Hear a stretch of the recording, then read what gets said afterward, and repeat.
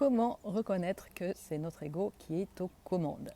C'est une question que vous me posez régulièrement parce que je vous parle souvent de l'ego. Alors je vais répondre à cette question dans cette petite vidéo. Je m'appelle Valérie Violette, je suis coach et thérapeute en libération émotionnelle et gestion du stress. Alors déjà, qu'est-ce que l'ego? L'ego, c'est un programme que l'on a mis en place depuis tout petit pour nous protéger. Ce n'est pas un ennemi, notre ego. Et à chaque fois que nous avons, qu'il a l'impression qu'on ne va pas être aimé, pas être connu, qu'on nous attaque, hop, il se met en place comme pour nous protéger.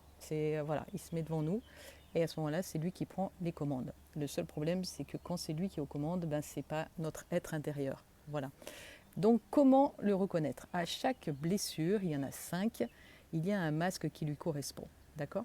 Donc avec la blessure de rejet, c'est le masque du fuyant, celui qui ne veut pas avoir de conflit, celui qui va se cacher dans un coin, qui ne veut pas être vu. Voilà, quand vous sentez que dans une situation où vous avez envie de partir en courant, sachez que là c'est le masque de l'ego, du fuyant qui s'est mis en place.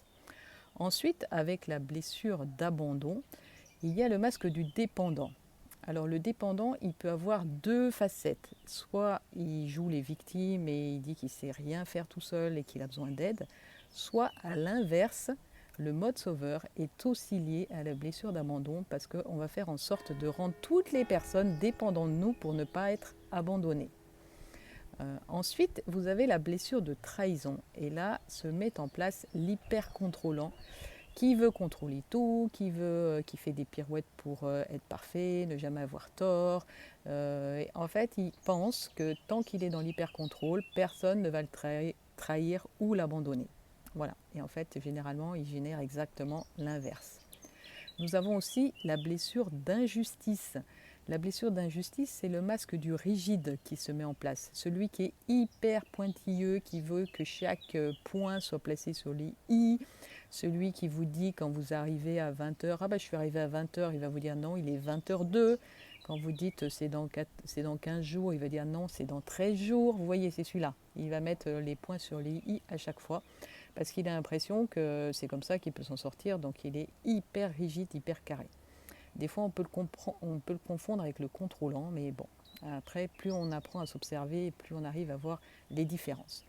La 5e blessure, c'est la blessure d'humiliation. Et là, on va avoir deux types de masques.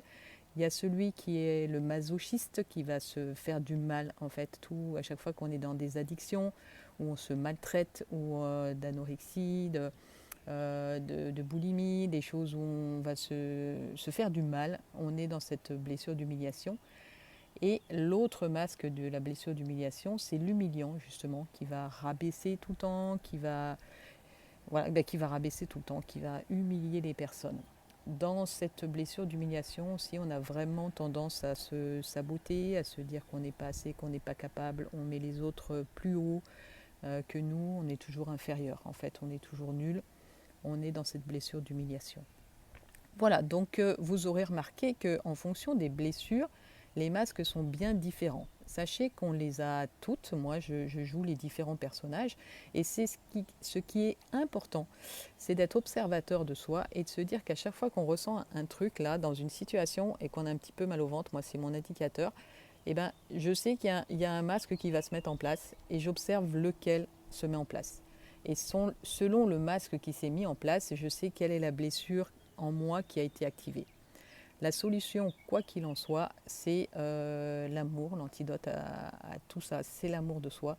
Donc à chaque fois, moi je me fais un petit câlin comme ça, voilà, à la petite Valérie, et je lui dis écoute, t'inquiète pas, tu es en sécurité, tout va bien, tu es aimé. Voilà.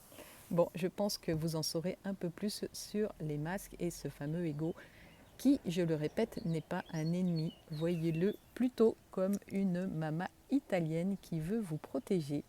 Je vous souhaite une magnifique journée.